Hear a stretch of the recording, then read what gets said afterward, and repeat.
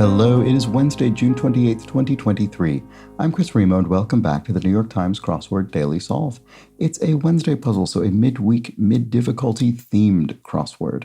And it's a it is a debut, but it's also a collaboration, and also not a debut. So it's a debut for one of the constructors. In any case, this semi-debut has been brought to us by Josh Lucas, Alex, Laura Sexton, and, as always, the invaluable Timothy Mark, the indomitable Shoalmaster, and the incredible Horan family. So thank you so much to the 6 of them, benefactors of the Daily Solve Patreon campaign, for their generous support, supporting this channel, keeping this series going. For that, I am extremely grateful. So thank you to them. Thank you to everybody who's a patron of the channel. And if you'd like to consider directly supporting the channel yourself, you can head over to patreon.com/dailysolve or click the link in the description field underneath the video. And there you can find the bonus videos, which are posted for just those people, the patrons. So thank you again to everybody who has supported the channel in that way. You can also get the Daily Solve Let's Check the Crosses mug as a benefactor. And thanks to everybody who's done that. Hope you're enjoying your mugs. And there is, of course, also the Daily Solve Discord chat server. You can join that. There's a link in the description field. And please do subscribe to the channel on YouTube. That's a big help as well. All right, so let's get on to this crossword. Like I said, it's a sort of half debut. So this is the third puzzle for Matt Fuchs and the debut for Victor Sloan. And they've constructed some sort of midweek themed exercise for us. I'm curious to see what it is. In any case, it was edited, as always, by Will Shorts. So let's start solving and see what they've put together. Sport of climbing mountains. I'm not sure what that is called. Climbing. It's obviously not the answer, even though it would fit in the space because climbing is in the clue. Pit blank. Organa, who's also a Skywalker. Oh, well, that's the character, Princess Leia Organa from Star Wars. With 14 across, first and last gift of a seasonal song. A partridge in a pear tree? From the 12 Days of Christmas? Yeah, that looks like it fits very well. That was useful. Got quite a few letters out of that one. Part of a return address. The IRS, if you file your tax return, you could address it to the IRS, the Internal Revenue Service. And to the blank power, to the nth power, is something you could say to indicate a kind of indefinite but likely high degree of magnitude. A classic collection from the magazines Super Science Stories and Astounding Science Fiction. Classic collection. Is it I, Robot, which was a collection of short stories by Isaac Asimov? I think, right? Isaac Asimov, classic collection from the magazines. So it must have been stories drawn from those that were originally published in those magazines, and then he collected them into this volume. That I assume that's what that means. So sport of climbing mountains. It looks like alpinism, as in the sort of alpine sports. That makes sense. Oops, alpinism. There we go. Okay. Derived from the Alps, the European mountains. Okay, so to attach as a button would be to sew on a button onto a piece of clothing. Feature of the painted desert could be a mesa. So a mesa, those kind of flat kind of projections out of the ground, are very much associated with desert landscapes. Providers of in-flight entertainment. Air shows, I suppose. So you could have an air show, sort of stunt pilots flying, for the purpose of entertainment. And pit-a-pat, it's sort of an onomatopoeic way to evoke the sound of, I guess, usually young children walking around, the pit-a-pat of little feet, as they say. Parlor decoration for short, so you could have a tattoo parlor, and so the decoration would be the tattoo, and for short, simply a tat. Okay, here a bit of braggadocio would be a boast. So if you're braggadocious, you're boastful. And from Lausanne, par exemple. So, obviously this is referring to French and France, but I'm not sure what it's looking for. I'm not sure what is particular to someone or something from Lausanne. I don't know. Straw mats, tatami mats. That's a Japanese kind of distinctive mat. I don't remember exactly what are they used in. What are tatami mats used in? I probably should know that and probably have known that at one point in my life, but can't think just now. But I can picture what they look like. Okay, see 10 down, and then 10 down says, with 15 across, causes some hoarseness. A sore throat?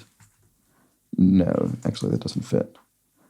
I mean, this could be throat, though. So a what throat? A dry, arid throat? I don't think is correct.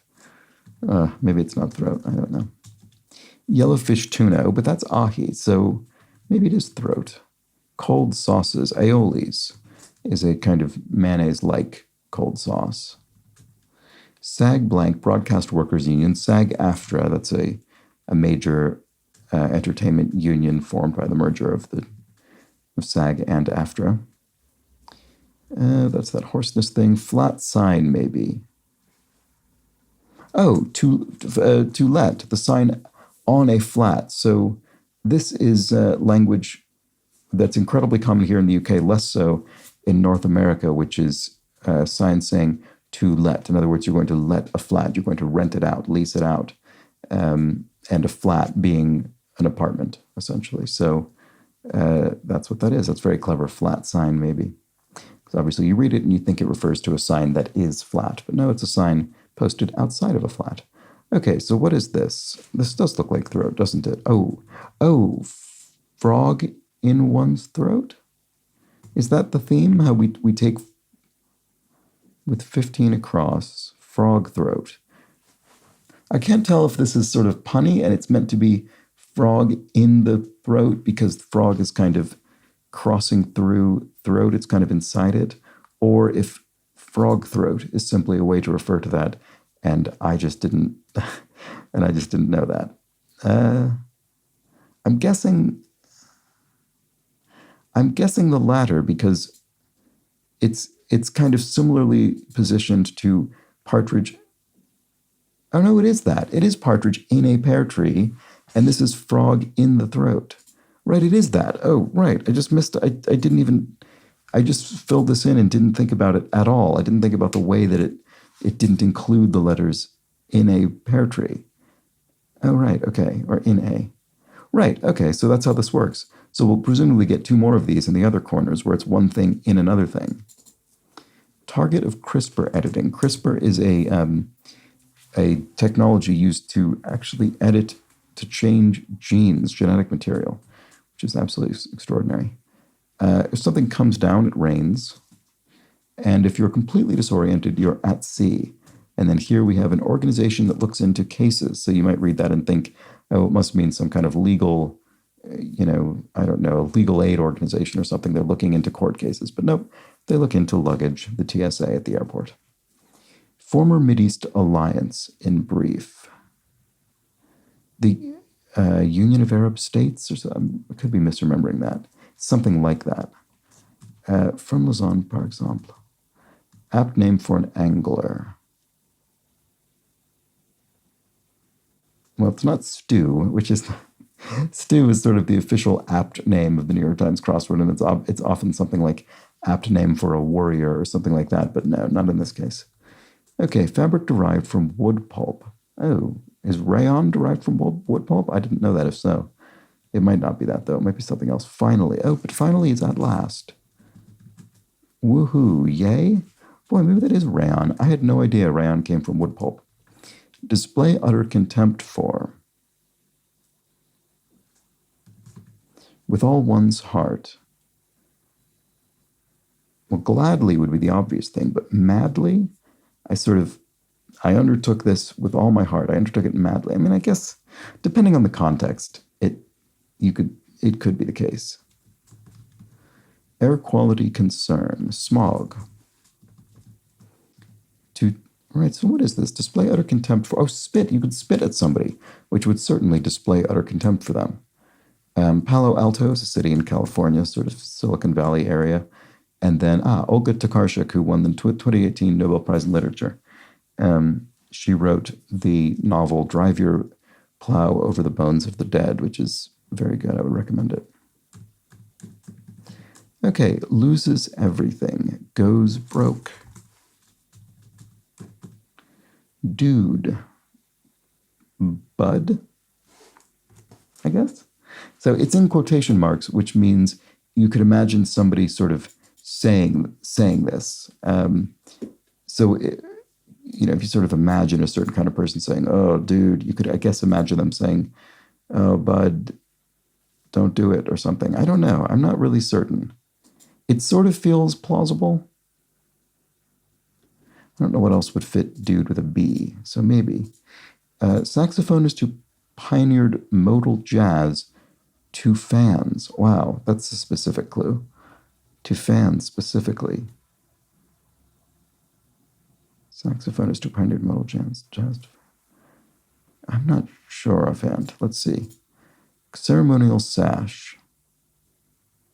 Oh no, this isn't, but it's bro. That's a much better, because this is an obi, a ceremonial sash, the Japanese obi. So we've got a tatami mat and an obi here. Right, okay, that's a much closer match. I don't know why that didn't pop into mind immediately, but there it is. Okay. Tries to get hold of. Grabs at? You could grab at something, try to get hold of it. Oh, so this is Coltrane. John Coltrane, right, okay, that's much more obvious now that I didn't have a completely incorrect cross throwing me off.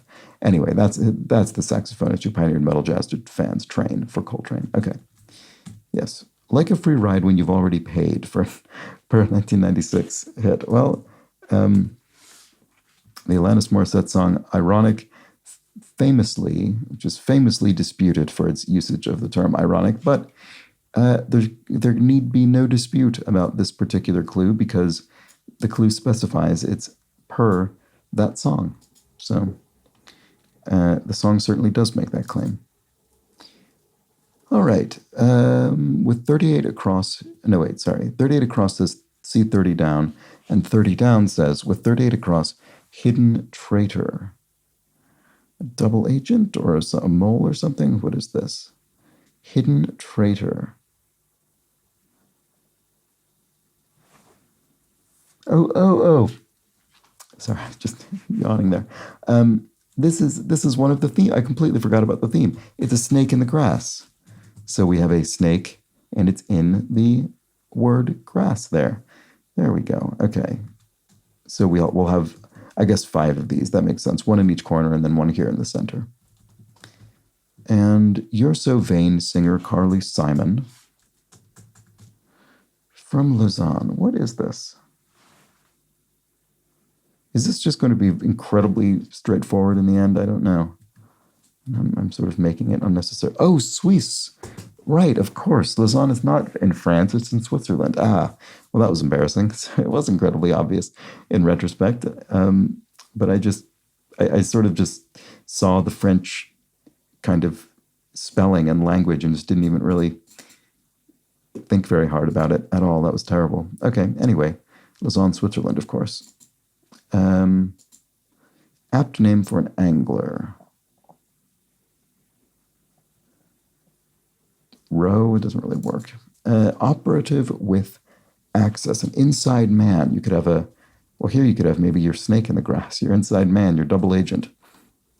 And they're an operative with access to something from kind of behind enemy lines. Anyway, rod is the apt name for an angler. And to the UAR, is it the Union of Arabic Republics? Is that what this was? I mean, it's kind of vaguely in somewhere in the recesses of my memory, but I'm clearly not very confident about it. But this is obviously the correct answer, UAR. Okay, so largest city in New Jersey, Newark, I would think. Having a fermented quality. Having a fermented quality. What is that? What is that describing? Little attire. With 4, is this another in the thing, maybe? Did we have one over here? No. Okay. Source of restless... Oh, ants in one's pants. Ants in the pants, I guess. Okay, there we go. So that's the source of restless anticipation, the metaphorical ants in one's pants. Having a fermented quality. Whiny? That doesn't seem like a word. Wall Street landmark. Well, maybe it is. The New York Stock Exchange. That's a strange word. Whiny. W-I-N-Y. Little attire. Well, yeah, it looks like it must be. Little could be mini. And then mini skirt, maybe? Fruity red. Cerise is a red shade of red associated with cherries, I suppose. Seating on Sunday. A pew in a church. And rubbernecks. If you rubberneck, you gawk. So rubbernecks, gawks. Kind of look at something that's happening that's maybe, I don't know, drawing attention to itself or lurid in some way. Okay, little attire. Maybe it is miniskirt. Asian Peninsula, the Korean Peninsula. And REM's The One I Love. What is it? This one goes out to the one I love, something like that. Bring in the sheaves, say. You could reap the harvest. Bring in the sheaves of grain, I guess, whatever it is. Wheat. Okay, so here we have another one of these. With 59 across, harbinger of danger, the canary in the coal mine. There we go. Canary coal mine. Very good. Endeavour astronaut Jemison. Mae Jemison, sorry. It's an astronaut, famous astronaut. Reaction to a funny GIF could be LOL, classic internet reaction to things, to an animated image. And a currency zone whose members include Finland and Malta is the Euro area, the collection of countries who use the Euro currency, which is not the same as the European Union, although there's a great deal of overlap between them. Recede is to go out, as in the tide recedes, it goes out. And advice on a fashion blog could be a style tip. If one clinches an exam or something, one aces it. I don't think that's right, though, is it? Clinches the test. You don't really say that. I sort of said it as though I thought it was true, but I don't know that I do. Ices? Clinches. Ices? Is that? One-time boxy Toyota. I mean, this certainly looks like the word Scion, and I think that is a model of car. Ices. I iced it. I clinched it. Is it sort of dealing with winning a match? I clinched it. I iced it. It's probably something like that. Sorry if I'm missing an obvious meaning there. Cell with pseudopods. Oh, an amoeba. An amoeba. And I think the pseudopods refer to the kind of, they're not like actual feet, but sort of little appendages coming off this, microscopic organism. Okay, with 62 across, persistent little obsession, a bee in one's bonnet. All right, and it's a preoccupation. And if one cleans as a deck, one swabs the deck on a ship. A stereotypical shout out on a jumbotron. Hi, Mom is the kind of thing that is very stereotypical for that situation. The jumbotron meaning the big screen in a sports arena. And prefix meaning budget-friendly. Econo is a commercial prefix for that purpose, like sort of, I suppose not only commercial, but primarily commercially used in this particular way. Like the Econo Lodge, I think, is a motel chain. Okay, match point is a wick, so the point at which you light a candle or, whatever else that has a wick, a boiler or something, I guess. Okay, Superman most of the time is Kent, Clark Kent, his alter ego. And if struck biblically is smote. In other words, God is always said to have smote people in the Bible, so struck. And there we go. There we go. I just realized I never really pay attention to the streak date, but let's look at that. 1555, 3 5s in a row. Anyway, that was the Wednesday crossword. And let's see, I don't think we had any sort of revealer that explained or drew attention to our theme. I think we just had the thematic entries, and it was down to us to identify them. So how many were there after all of that? We had the partridge in the pear tree, the frog in the throat, the snake in the grass, the ants in the pants, the bee in the bonnet, and finally, I think, the canary in the coal mine. So that was, what, 6, I believe?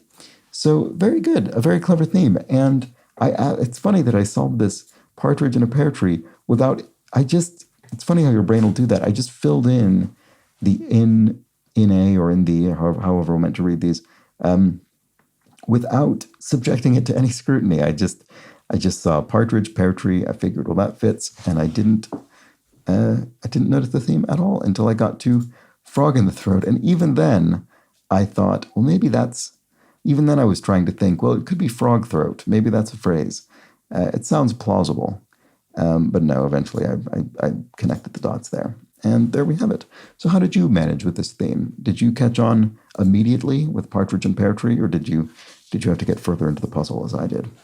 Always curious to know. Anyway, that was fun. That was a fun half debut puzzle. I enjoyed finding it. And it is fun to get these themes without the revealer where you just have to connect everything yourself, but it's clear enough that it all does come together, and you don't miss the revealer. I wouldn't have needed, by the time we finish the puzzle, you don't really need an extra clue to explain what's going on.